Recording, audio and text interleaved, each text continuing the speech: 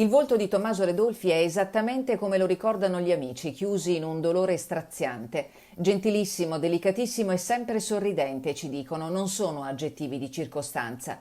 In questo scatto Tommaso è in mezzo al blu del mare della Grecia, la sua ultima vacanza la scorsa estate con gli amici più cari, gli stessi ai quali stamattina aveva inviato le foto della sua escursione in montagna con il fratello maggiore Francesco. La notizia della tragedia ha squarciato il silenzio che da 3 mesi avvolge Belluno.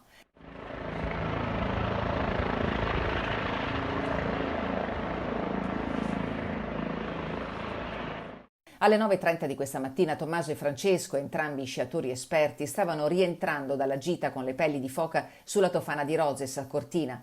Il dramma si è consumato poco sopra il rifugio Giussani, a oltre 2500 metri di quota.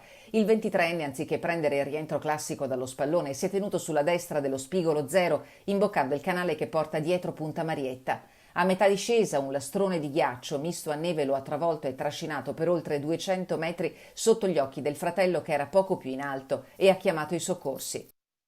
I due ragazzi stavano praticando lo sci alpinismo, una gita di fine stagione classica. In questo momento abbiamo condizioni buone della neve, però abbiamo le classiche scariche da caldo, no? Quindi da irraggiamento solare nelle versanti sud-est. Appena l'azione del sole inizia a fare l'azione classica che ha in questo periodo, si possono creare delle piccole scariche. Tommaso e Francesco erano ben attrezzati, hanno riferito i soccorritori della Guardia di Finanza che hanno svolto il ruolo di polizia giudiziaria e del soccorso alpino di Cortina, portati in quota dall'elicottero del SUEM di Pieve di Cadore. Il corpo del 23enne è stato individuato a 2550 metri di quota. L'eliambulanza ha recuperato anche il fratello, rimasto illeso. E sono tante, forse troppe, le domande che in queste ore si susseguono per cercare di dare una spiegazione alla tragedia. Purtroppo ci esponiamo a dei rischi, questi rischi alle volte sono molto importanti e potrebbero anche fare dei danni molto molto grandi. In questo caso è stato un danno fatale, ci stringiamo alla famiglia soprattutto perché sono due fratelli. Il corpo di Tommaso Redolfi è stato recuperato e trasferito a valle nella camera mortuaria di Cortina a disposizione della famiglia che è molto conosciuta a Belluno.